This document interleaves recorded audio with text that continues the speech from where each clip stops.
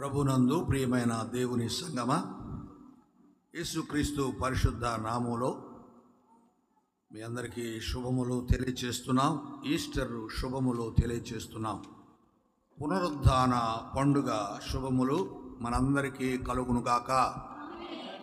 ఆమేన్. ఈరోజు ధ్యానము,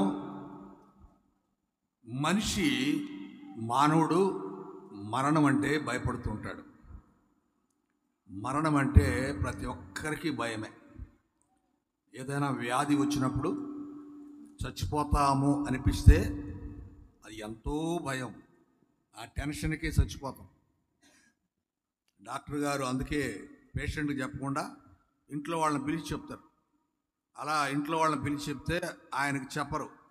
అందువల్ల అతను ఒకవేళ చనిపోయే టయానికి అతను తెలియకుండా చనిపోతే మంచిది అనే ఉద్దేశం. అంటే మరణము భయంకరమైనది. మానవుడు మరణానికే భయపడతాడు. అయితే మరణపు ముళ్ళు పాపము. మరణపు ముళ్ళు పాపము అంటే పాపం వల్ల మానవుడు చచ్చిపోతున్నాడు. దేవుడు సృజించినప్పుడు మొట్టమొదట ఆదాముకు అవ్వకు ఏమని చెప్పాడు? మీరు ఫలించి అభివృద్ధి పొంది భూమి నిండించండి, ఏలుడి అన్నాడు. అంటే లోకాన్ని ఏలమని మనకు బాధ్యత అప్పచెప్తే మనల్ని ఎవరు ఏలుతున్నారు? పాపము ఏలుతుంది. అందుకనే దేవుడు ఏం చేశాడంటే మానవుని పైన పాపము రాజ్యం ఏలుతుంది.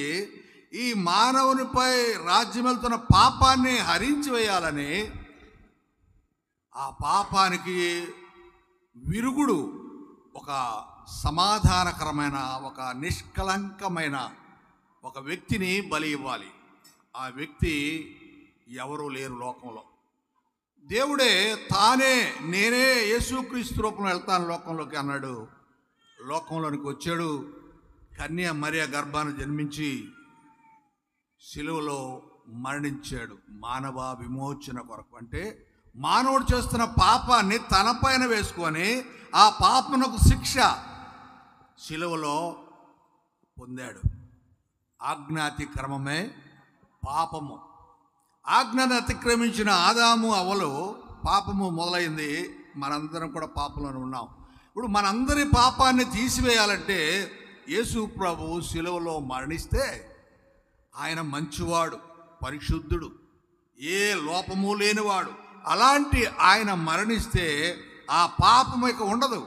మనిషి పైన పాపము ఏలదు. ఎందుకంటే మనిషి యేసు ప్రభు నమ్ముతాడు, తద్వారా విశ్వాసంలో ఎదుగుతాడు. కనుక పాపం అనేది అని జోలి పోడిక. పాపము జోలి పోకపోతే అతడు బ్రతుకుతాడు. లేఖనాల్లో మనం గమనించినప్పుడు అపొస్తలుల కార్యములు 2వ అధ్యాయము 24వ వచనంలో ఒక మాట రాయబడింది. మరణము ఆయనను బంధించుట అసాధ్యము. యేసు ప్రభు మరణాన్ని జయించడానికి శిలువలో మరణించాడు. మరణాన్ని జయించకపోతే యేసు ప్రభు శిలువలో మరణించడం వ్యర్థం. అందుకే భక్తుడు అంటున్నాడు ఇక్కడ, మీరు వినండి, మరణము ఆయనను బంధించి ఉంచుట అసాధ్యం. కాబట్టి దేవుడు మరణ వేదన తొలగించి ఆయనను లేపెను.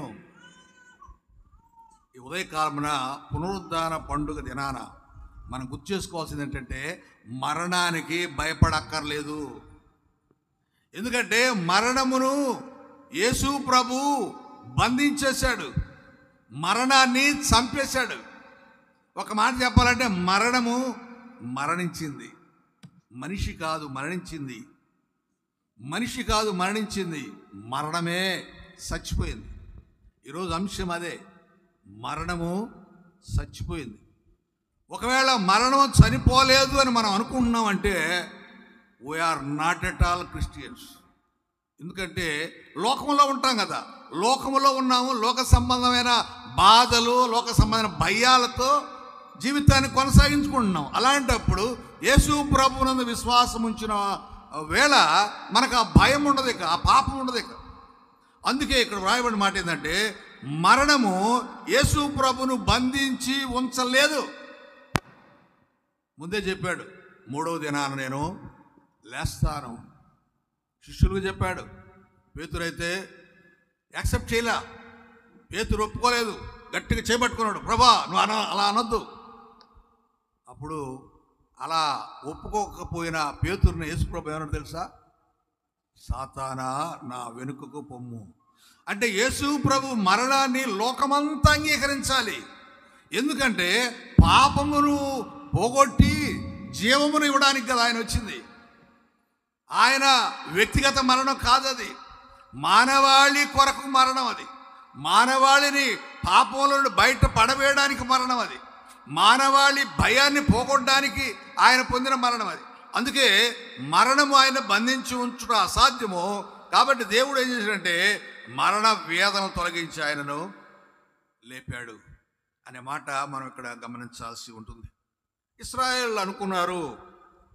యెహెజ్కేలు గ్రంథం 37వ అధ్యాయం 11వ వచనంలో ఇశ్రాయేలు ఏమనుకున్నారంటే,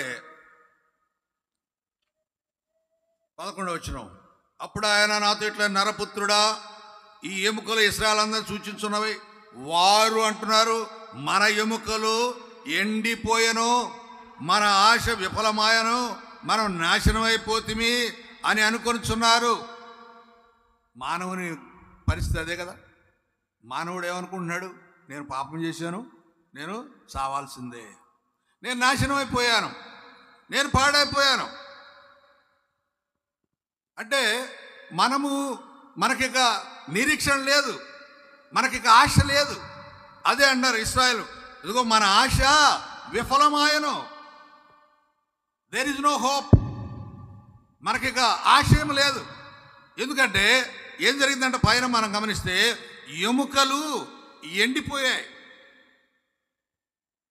యెహెజ్కేలు ప్రవక్తని దేవుడు లోయలోను దించితే ఆ లోయలో అనేకమైన ఎముకలు ఉన్నాయి.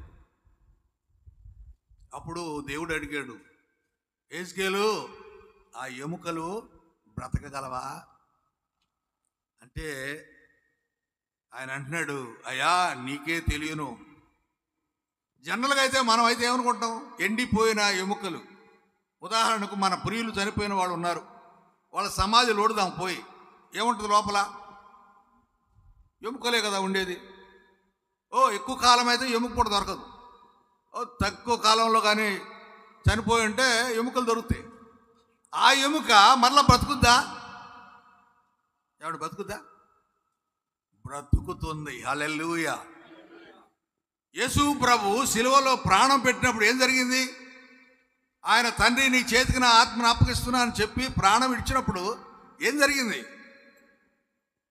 ఆకాశము బ్రద్దలైంది, సమాధులు తెరవబడ్డాయి, అనేక మంది లేచి సజీవులయ్యారు, జనులు కనపడ్డారు. అరే నువ్వు చచ్చిపోవు కదరా, నువ్వు ఎటొచ్చావు? ఏమో నేను బతికొచ్చేసా. రేపు ఇదే జరుగుతుంది, భవిష్యత్తులో ఇదే జరుగుతుంది. యేసు ప్రభు రెండవసారి వచ్చినప్పుడు సమాధుల్లో ఉన్న వారందరూ కూడా మేల్కొంటారు. గమనించాల్సిన విషయం ఏంటంటే ఇక్కడ 6వ వచనం ఒక మాట చదువుదాం. మీకు చర్మము కప్పి నరములనిచ్చి మీ మీద మాంసం పొదిగి చర్మం మీ మీద కప్పెదను, మీలో జీవాత్మ ఉంచగా మీరు బ్రతుకుదురు, అప్పుడు నేను యెహోవానై ఉన్నానని. దేవుణ్ణి మనం గుర్తించాలంటే మన ఎండిపోయిన జీవితాలు లేక ఎండిపోయిన ఎముకలు బ్రతకాలి, అంతే కదండి. సచ్చేవాడు బతికితే ఏమంటారు? చచ్చిపోయేవాడు బతికాడు అనుకోండి, ఏమంటారు? దేవుడి వల్ల. దేవుణ్ణి గుర్తించడం, దేవుని వల్ల నేను బతికాను. ఒకవేళ దేవుని మీద నమ్మకం లేనివాడైతే పలాని డాక్టర్ వల్ల బతికాను అంటాడు, ఇక పలాని మందుల వల్ల నేను బతికాను అంటాడు. ఏమో మాత్రం అద్భుతమయ్యా నేను బతకడం మాత్రం. చనిపోయేవాడు బ్రతికితే అది ఆశ్చర్యమే. అదే అంటున్నాడు, నేను చర్మము కప్పి నరములనిచ్చి మాంసం పొదిగి మీలో జీవాత్మ ఉంచగా మీరు బ్రతుకుతారు. బ్రతికినప్పుడు ఏం చేయాలంటే దేవుడు యెహోవా అని గుర్తించాలి. అది ఇక్కడ వ్రాయబడి ఉంది. ఎఫెసీ పత్రిక 2వ అధ్యాయం 1వ వచనం చూస్తే, ఎఫెసీ పత్రిక 2వ అధ్యాయం 1వ వచనంలో, మీ అపరాధముల చేతను పాపముల చేతను మీరు సచ్చిన వారై ఉండగా ఆయన మిమ్మును క్రీస్తుతో కూడా బ్రతికించెను. మనిషి అట చచ్చిపోయాడు. ఎప్పుడు మనిషి చచ్చిపోయాడు? ఎలా? అపరాధం చేసి, పాపము చేసి. అంతే కదండి. ఇప్పుడు హత్య చేసాము ఒకరిని, పోలీసులు వదిలేస్తారా? వదిలేరు కదా. తీసుకుపోతే జైలు వేసేస్తారు. కోర్టులో జడ్జిమెంట్ వచ్చిందంటే ఉరి అన్నారంటే ఉరి చేయాలా, లేదు జీవిత ఖైదు అంటే జీవిత ఖైదు వేసేయాలా. అంటే ఆ పాపానికి ప్రతిఫలం, తాను తప్పు చేసినందుకు దానికి ఫలితంగా తాను చావాలి. 14 ఏళ్ళు జైలు శిక్ష అన్నాడు అనుకో, వాడి ఉరేయడం మేలు. ఉరేస్తే ఒక్కసారితో ప్రాణం పోద్ది. 14 సంవత్సరాలు జైలు శిక్ష అంటే యావజ్జీవ కారాగార శిక్ష అంటారు. అంటే ఇంకోటి 14 ఏళ్ళు నలగాలి, బాధపడాలి. అడుగున ఈసరించుకునే వాళ్ళు ఉంటారు, అసహించుకునే వాళ్ళు ఉంటారు, తిట్టేవాళ్ళు ఉంటారు. ఒరే వీడు మర్డర్ చేయొచ్చాడంటరా అనేవాళ్ళు ఉంటారు. రకరకాలైన హేళన, అవమానం. దీనికంటే సావడం మంచిదిరా అనుకుంటాడు మనిషి. అదే మరణం అంటే. సో అలాంటి మరణంలో మానవుడు ఉంటే ఏం చేసినాడు యేసు ప్రభు? ఆ మానవాళ్ళని బ్రతికించడం కోసంగా ఆయన సిలువలో మరణించాడు. అదే అన్నాడు, మీరు చచ్చిన వారై ఉండగా ఆయన క్రీస్తుతో కూడా మిమ్మలను. అంటే యేసు ప్రభు ఈరోజు బ్రతికాడు అంటే దాని అర్థం ఏంటి? నిన్ను నన్ను మనల్ని కూడా బ్రతికిస్తాడు. హల్లెలూయా. మనం బ్రతుకుతాం, ఇక అందులో అనుమానమే లేదు. ఒకవేళ ఈ శరీరం, భౌతిక శరీరం చచ్చిపోయినా క్రీస్తులో మనం బ్రతికే ఉంటాం. దేవుని రాజ్యంలో మనం బ్రతికే ఉంటాం, దేవునితో ఉంటాం. నేను ఎప్పుడు గుర్తు చేస్తూ ఉంటాను, మరణము అనేది అందరికి వస్తుంది. అయితే ఈ లోకంలో ఆ మరణము వస్తుందనే ధ్యాస ఉన్నప్పటికీ లోక ఆశల కోసం, లోక కోరికల కోసం, లోకంలో ఉన్న అనేకమైన వాటి కోసం మనం ప్రయాసపడుతూ ఉంటాం, సంపాదించుకుంటూ ఉంటాం. సంపద, పొలాలు, స్థలాలు, గృహాలు, ఇలా ఏదైనా. కానీ చనిపోయేటప్పుడు ఇవేమి తీసుకుని వెళ్ళలేము, ఒక్కళ్ళేం పోతాం. ఒకవేళ వీటన్నిటి కోసం కాకుండా క్రీస్తు కోసం నువ్వు బ్రతికితే, క్రీస్తును సంపాదించుకుంటే నీతో ఎవరు వస్తారు? లోకంలో ఏది రాదు, కానీ యేసు ప్రభు వస్తాడు. హల్లెలూయా. దేవుడు వస్తాడు మనతోటి. అంటే ఆయన ఇక్కడ ఉంటాడు, అక్కడ ఉంటాడు. కానీ ఈ లోక సంపద, ఈ లోకంలో ఉన్న ఏదైనా మనం సంపాదించుకున్న అంతా కూడా ఏడు వదిలిపెట్టి వెళ్ళాల్సిందే, అనుమానం లేనే లేదు. కనుక ఇక్కడ పౌలు అంటున్నాడు ఎఫెసీయులకు రాస్తూ, ఆయన మిమ్మును క్రీస్తుతో కూడా బ్రతికి. అంటే యేసు ప్రభు చనిపోవడం ఉద్దేశం ఏంటంటే, మీ పాపం కొరగా చనిపోయాడు కాబట్టి, మీకు ఇక పాపం లేదు కాబట్టి, మీరు శిక్షించబడాల్సిన అవసరం లేదు కాబట్టి ఆయనతో పాటు మీరు బ్రతికున్నారు. యోహాను సువార్తలో ఒక మాట చూద్దాం. 5వ అధ్యాయం 24వ వచనం. యోహాను సువార్త 5:24. నా మాట విని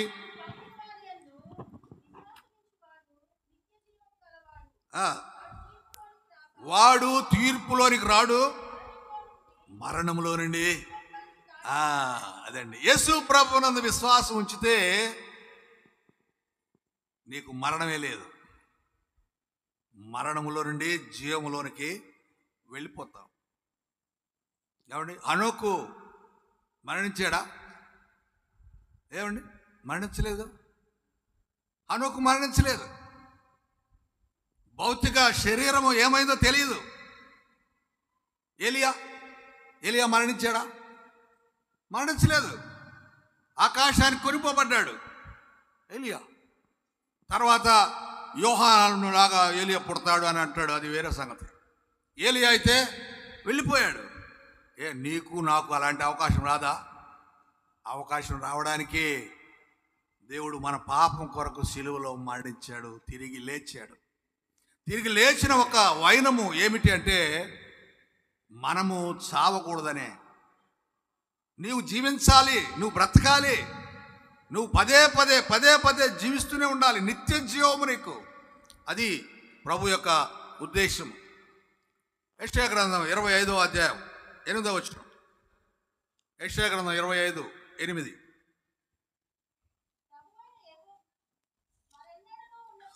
మరెన్నడూ ఉండకుండా మరణమును, అబ్బాబాబా, మరణం అంట ఎన్నటికీ ఉండదంటండి. యేసు ప్రభు దేవుడు ఏం చేస్తున్నాడు? దాన్ని మృంగి వేస్తాడు. ఏం లేదు. ఏమండి, మింగి వేస్తే ఆపరేషన్ చేసి కడుపులోని తీయడానికి అదేమన్నా వస్తువా, పేపరా, డబ్బా, బంగారమా? ఏమండి, ఆయన మరణాన్ని మింగివేస్తాడట, మరెన్నడూ ఉండకుండా. అంటే ఇక ఎప్పటికి ఉండదు మరణం.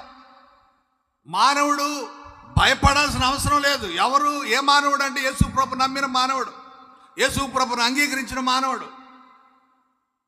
మరణం లేదు వానికి.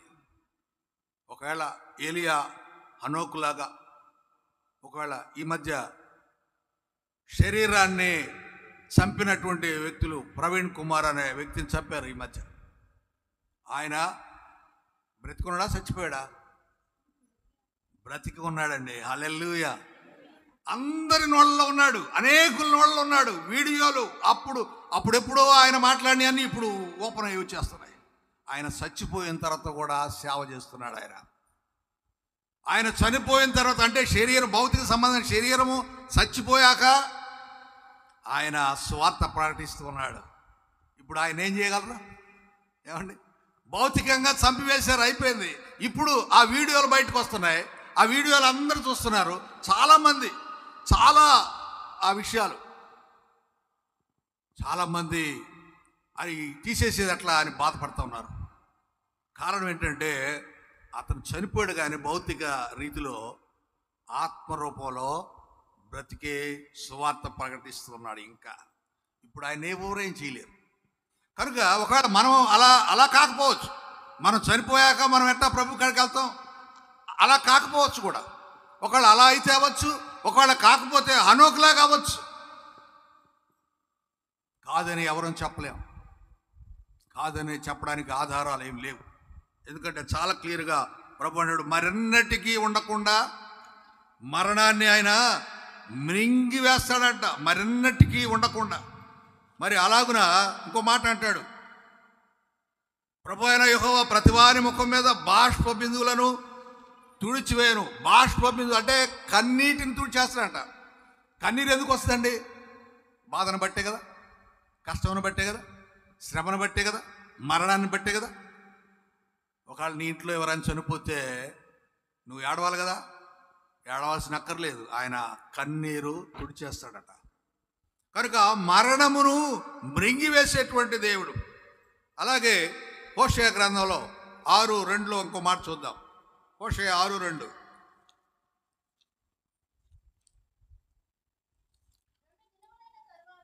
రెండు దినములైన తర్వాత ఆయన మనల్ని బ్రతికించును, మనం ఆయన సముఖమందు బ్రతుకున్నట్లు మూడవ దినమున ఆయన మనల్ని స్థిరపరచును. అంటే 2 దినాలైన తర్వాత ఆయన బ్రతికిస్తాడంట. 2 దినాలు అయిన దాకా ఉంచుతామా మనం? చచ్చిపోతే 2 దినాలు అయిన దాకా ఉంచుతామా? రెండో రోజు, ఒక రోజు ఉంచేటప్పటికి కష్టపడిపోతాం. రెండో రోజు ఇక వాసన వస్తుంది, లేకపోతే ఎందుకులే తీసేద్దాం అని వెంటనే వచ్చిన బంధువులు ఇబ్బంది పడతారు అని రెండో రోజు తీసేస్తారు. రెండో రోజే తీసేస్తారు. ఇక్కడ ఏమన్నాడు? 2 రోజుల తర్వాత ఆయన మనను, అంటే ఒకవేళ చనిపోయిన శవాన్ని 2 రోజులు ఉంచితే ఆయన బ్రతికిస్తాడట. నమ్మచ్చా? ఏమండి, నమ్మచ్చా? నమ్మచ్చు. అయితే ఆ పని చేయగలమా? మాకు తెలిసిన ఒక ఆయన బిడ్డ పుట్టిన వెంటనే చచ్చిపోయింది బిడ్డ. వెంటనే తెలంగాణ నుండి ఒక పాస్టర్ గారు వచ్చాడు. ఆయన చాలా ధైర్యంగా, నమ్మకంగా చెప్పాడు, ఏం పర్లేదు మనం ప్రార్థన చేస్తాం, దేవుడు బతికిస్తాడు అన్నాడు. చాలా ఖచ్చితంగా చెప్పాడు. ఎందుకు అంత ఖచ్చితంగా చెప్పాడంటే అతనికి నమ్మకం ఉంది దేవుని మీద. లాజరుని బ్రతికించలేదా? ఎంతమందిని బ్రతికించలేదు? మరి సేవకులు, దేవుని సేవకులు బ్రతికించలేదా? పౌలు బ్రతికించలేదా? పేతురు బ్రతికించలేదా? ఎందుకు ఎందుకు బ్రతకడు? అతని ఆ పాస్టర్ గారి విశ్వాసం. ఆయన అయితే ప్రార్థన చేస్తున్నాడు. అయితే అక్కడ ఉన్న వాళ్ళందరూ ఆయన చూస్తూ ఉన్నారు. ఈయన చేసే ప్రార్థన కరెక్టానా కాదా? ఈయన ఎలా చేస్తాడు? ఎలా చచ్చిపోయింది కదా, పసిబిడ్డ కదా. ఈ రకమైనటువంటి ఆర్గ్యుమెంట్స్ ఉన్నాయి. ఆ ఇంటి యజమాని అంత భక్తిపరుడేం కాదు, జస్ట్ జనరల్ క్రిస్టియన్ లాగా ఉంటాడు కానీ క్రిస్టియన్ కాదు. మరి అద్భుతం జరుగుతాడా? జరగదు, జరగలేదు. ఎందుకు నేను ఈ మాటలు జ్ఞాపకం చేస్తున్నా అంటే, నమ్మితే, ప్రభు అన్నాడు కదా, నమ్మితే, మార్తమ్మతో ఏమన్నాడు? నువ్వు నమ్మితే దేవుని మహిమను చూస్తావు. ఒకవేళ నమ్మకపోతే దేవుని మహిమ నీకు కనపడదు. మహిమను చూసారా? దేవుని మహిమను అప్పుడు దేవుని మహిమను చూచారు. లాజరు బయటికి రా అనగానే లాజరు బయటకు వచ్చేసాడు. ఎలా వినపడిందండి? చనిపోయాడు కదా. చనిపోయిన వ్యక్తికి ఎలా వినపడింది? ప్రేమైన వాళ్ళరా గమనించండి. ఆయన అంట 2 రోజుల తర్వాత బ్రతికిస్తాడంట, 3వ రోజు అంట స్థిరపరుస్తాడంట. ఇంకా బతుకు, ఇంకా 4 రోజులు బతుకు అంటాడంట. యెషయా గ్రంథం 66:14.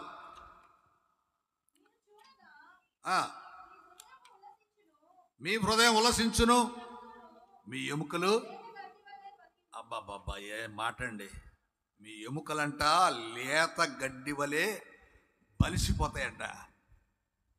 లేత గడ్డి వలె బలిసిపోతాయి ఎముకలు, ఎండిపోయిన ఎముకలు.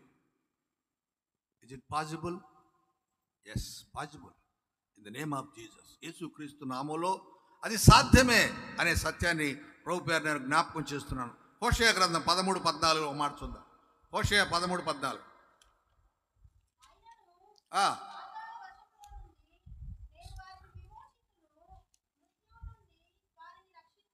చూశారండి ఏమన్నాడు? పాతాళ వశములో నుండి నేను వారిని విమోచింతును. అంటే పాతాళానికి, చచ్చిపోయి పాతాళానికి వెళ్ళిపోయాడు. అలాంటి వ్యక్తినట దేవుడట విమోచిస్తాడట. మృత్యువు నుండి వారిని రక్షించును. ఓ మరణమా, నీ విజయం ఎక్కడా? ఓ మరణమా, నీ ముల్లెక్కడా? ఏమండి, యేసు ప్రభు శిలువలో మరణించడం ద్వారా మరణం ఏమైంది? చచ్చిపోయింది. ఆయన తిరిగి లేచాడు కదా. ఆయన తిరిగి లేచాడంటే దాని అర్థం ఏంటి?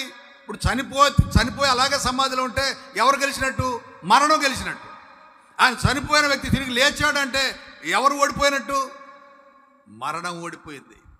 అందుకే అన్నాడు ఇక్కడ, నేను మృత్యువు నుండి వారిని రక్షిస్తాను. ఓ మరణమా, ఎక్కడ నీ విజయం? అంటే నువ్వు గెలుస్తున్నావా? లే, నువ్వు గెలవడం లేదు. నీ ముళ్ళు ఎక్కడా? అంటే ముళ్ళుతో గుచ్చుతావు కదా, పాయిజన్తో గుచ్చినట్టు గుచ్చుతావు కదా. ఇప్పుడు కోడి పందాలు వేసేవాళ్ళు ఆ కోళ్ళకి కత్తులు కడతారు. కత్తులు కట్టి పందానికి వదులుతారు. కొంతమంది ఏం చేస్తారంటే ఆ కత్తులకు పాయిజన్ పోస్తారు తెలియకుండా. తెలిస్తే మళ్ళా వాళ్ళు కొట్టేస్తారు. తెలియకుండా పాయిజన్ పోస్తారు.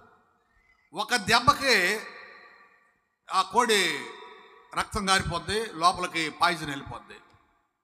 2వ దెబ్బకి కింద పడిపోద్ది. అది అంటే ఆ విషం అనేటువంటిది ఇక్కడ ఏమన్నాడు? అది ముళ్ళు అంటాడు అనమాట.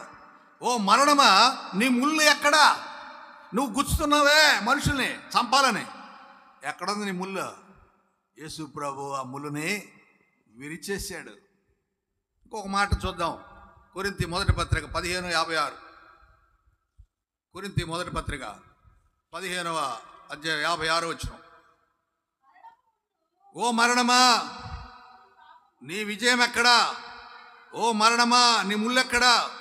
మరణపు ముళ్ళు పాపము, పాపమునుకున్న బలము ధర్మశాస్త్రమే అయినను మన ప్రభు అయిన యేసుక్రీస్తు మూలముగా మనకు జయము అనుగ్రహించిన దేవునికి స్తోత్రము కలుగునుగాక.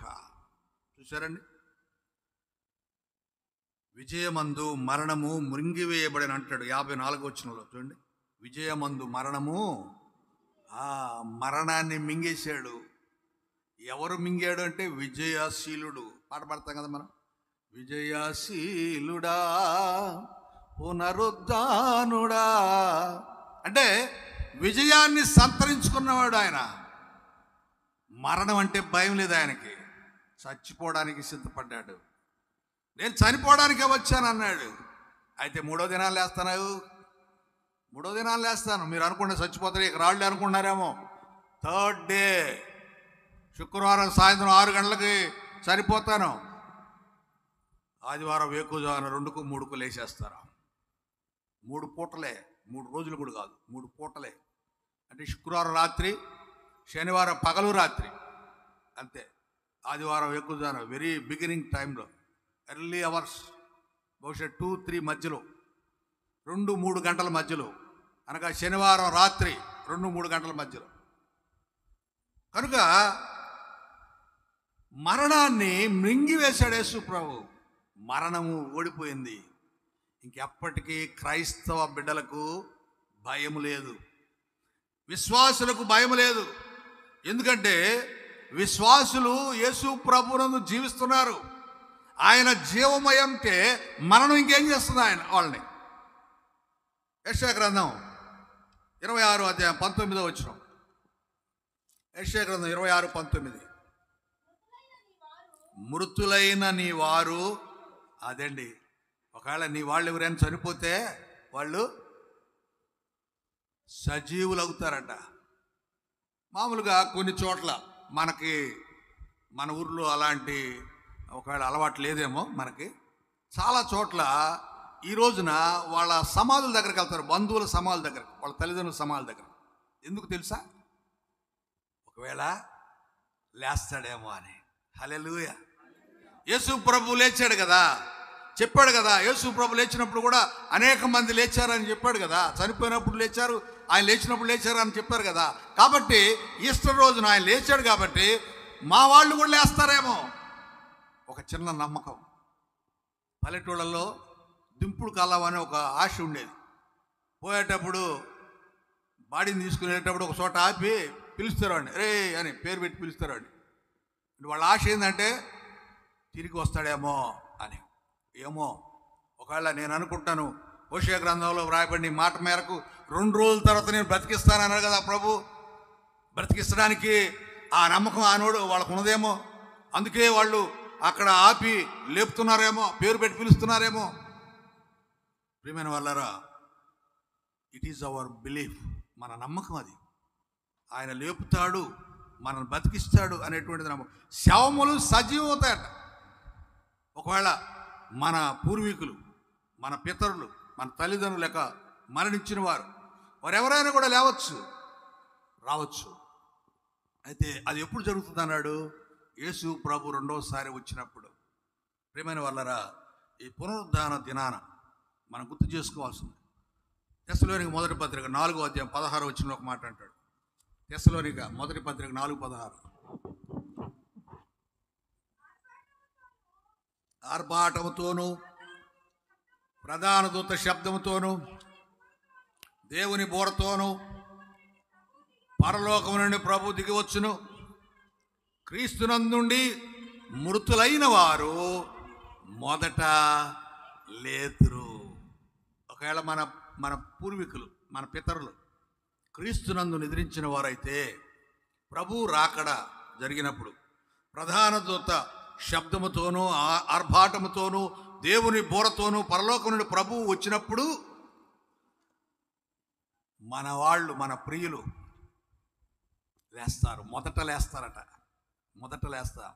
ఆ మీదట సజీవులమై ఉండు మనము వాళ్ళతో కూడా ఏకంగా ప్రభువుని ఎదుర్కోవడానికి ఆకాశ మండలమునకు వెళ్తామంట. ప్రియమైన వాళ్ళరా, మనం జ్ఞాపకం చేసుకోవాల్సింది, మనము లేస్తాం. మరణాన్ని జయించాడు యేసు ప్రభు. అంటే మనకు అవకాశం ఇచ్చాడు. నేను చచ్చిపోతాను అనే భయం మనకు అక్కర్లేదు. ఒకవేళ చనిపోతే అది లేపడానికి రెడీగా ఉన్నాడు. మనం చనిపోం. ఎందుకు చనిపోతాం? పాపం చేస్తే కదా చనిపోతాం. మనం పాపం చేయం కదా, ఎందుకంటే ప్రభువుని నమ్మాం కదా. ప్రభువునందు విశ్వాసం ఉంచినప్పుడు పాపం చేయలేం కదా. ఇక కనుక మాటలు మనం జ్ఞాపకం చేసుకోవాలి. రోమా 8:34 ఒక మాట ఉంది. ప్రభు రోమా 8:34. శిక్ష విధించువాడెవడు? చనిపోయిన క్రీస్తేసే. అంతేకాదు, మృతుల్లో నుండి లేచిన వాడును, దేవుని కుడిపార్శ్వమున ఉన్నవాడును, మన కొరకు విజ్ఞాపనం చేయవాడు. అదండి విషయం. మనం అనుకోవచ్చు, వచ్చాడు, చనిపోయాడు, లేచాడు, వెళ్ళిపోయాడు అనుకుంటే సరిపోదట. చూడండి, ఆయన ఏం చేస్తున్నాడట? మృతుల్లో నుండి లేచినవాడు, దేవుని కుడిపార్శ్వమున ఉన్నవాడు, మన కొరకు విజ్ఞాపన చేస్తున్నాడట. అంటే తండ్రి కుడిపార్శ్వమున కూర్చొని ఆయన నీ కోసం నా కోసం తండ్రిని అడుగుతున్నాడంట. అయ్యా దేవరాజుని చూడయ్యా, కొద్దిగా అయ్యా ఫలానా వ్యక్తిని చూడయ్యా, ఫలానా ఆమెను చూడయ్యా, ఆమెకు బాగలేదయ్యా, ఫలానా అతనికి బాగలేదయ్యా, ఆయన బ్రతికించయ్యా, ఆయన క్షేమం అయ్యా.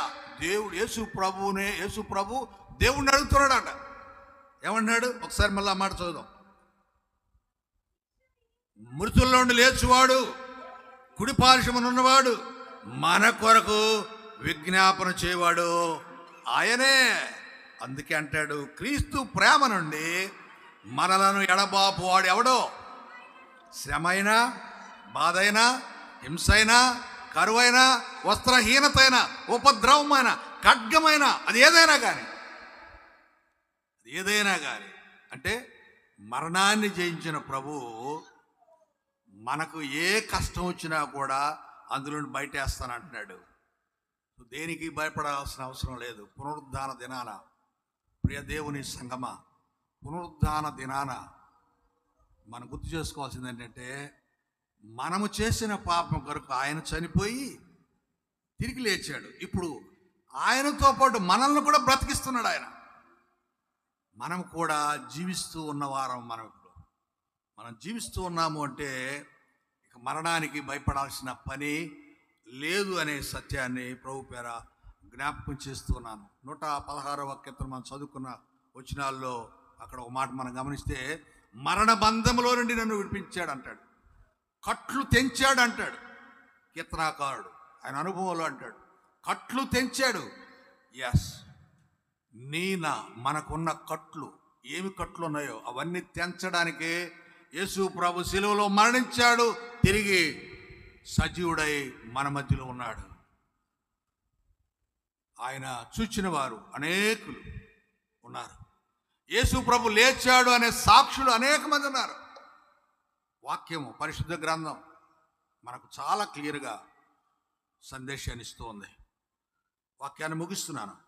ఒకసారి మనల్ని మనం దేవుని యందు గురి ఉంచుకుందాం. మనం దేనికి భయపడాల్సిన పని లేదు. ఎందుకంటే ప్రభువు మన కొరకు, మన పాప నిమిత్తమై ఆయన చనిపోయి తిరిగి లేచాడు. అంటే మరణాన్ని చంపేశాడు. ఇక మరణాన్ని గురించి భయపడాల్సిన పని లేదు. ఒకవేళ మరణాన్ని గురించి మనం భయపడుతున్నాము అంటే మనం దేవునిలో ఇంకా ఎదగలేదు అని అర్థం చేసుకోవాలి. మరణ భయము మనకు ఉన్నది అంటే యేసు ప్రభువును పూర్తిగా నమ్మలేదు. ఇది సత్యము.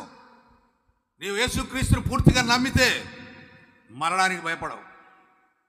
నేను చెప్తాను, ఎప్పటికీ నేను చెప్తాను ఈ మాట, ఎప్పుడు చెప్తూ ఉంటాను. ప్రభు పిలిస్తే ఇప్పుడైనా, ఈ క్షణమే నేను రెడీ మరణించడానికి. ఎందుకంటే మరణిస్తే ఈ శరీరాన్ని తను చాలిస్తాం, అంతేగాని ఆత్మ దేవుని దగ్గరికి కదా వెళ్ళేది, దేవుని దగ్గరే కదా ఉండబోయేది నేను. కనుక ఈ మాటలు మనం జ్ఞాపకం చేసుకుందాం. మరణము చచ్చిపోయింది. ఈ సత్యాన్ని మనం గుర్తు చేసుకొని ఆత్మీయంగా ఎదుగుతూ జీవములో కొనసాగుదాం. జీవము అంటే నిత్య జీవానికి నడిపిస్తుంది జీవం. తల ఉంచుదాం, ప్రార్థన చేసుకుందాం. ప్రేమగల మా తండ్రి పరిశుద్ధుడా, మీకు వందనాలు, స్తోత్రాలు చెల్లిస్తున్నాం. ఈస్టర్ పర్వదినం నీవు మరణాన్ని జయించి పునరుద్ధానుడు అయిన దేవుడు అయ్యా. ఆ సత్యాన్ని మేము అర్థం చేసుకున్నాం. ఇప్పటివరకు మేము భయపడుతున్నాం. మరణం అంటే భయం, బాధ, దుఃఖం, దిగులు, విచారం, లోకం మీద ఆశలు, కోరికలు, ఇవన్నీ కూడా మరణానికి భయపడేట్టు చేస్తున్నాయి. కానీ నీవు మా పాపల నిమిత్తమై సిలువలో మరణించి తిరిగి మూడో దినం లేచావంటే, మరణాన్ని జయించావంటే, మరణాన్ని చంపేశావంటే ఇక మేము భయపడాల్సిన పని లేదు అని మాకు సందేశం ఇచ్చావు ప్రభా. మీకు వందనాలు చెల్లిస్తున్నాం. మా జీవితంలో, విశ్వాస జీవితంలో మేము ముందుకు వెళ్తున్నప్పుడు మరణానికి భయపడకుండా నీ జీవములో మేము కొనసాగుతూ మా జీవిత కాలాన్ని ముందుకు నడిపించుకొని, ఒకవేళ మీరు పిలిస్తే, ఒకవేళ ఈ తనువు చాలించాల్సి వస్తే నీ దగ్గరే ఉంటాము. ఒకవేళ కాకపోయినా ఇలాగే మీ దగ్గరకు మేము వస్తే కూడా మీ దగ్గరే ఉంటాం. ఈ సత్యాన్ని మేము అర్థం చేసుకొని ఆధ్యాత్మికంగా బలపడే అవకాశం దయచేయమని, ఈ పునరుద్ధానపు గెలుపు, ఈ పునరుద్ధాన విజయము మా అందరికీ అనుగ్రహించగలరని మీకే మహిమ ఘనత చెల్లిస్తాం. యేసు ప్రభు నామమున ప్రార్థిస్తున్నాం తండ్రి. ఆమేన్.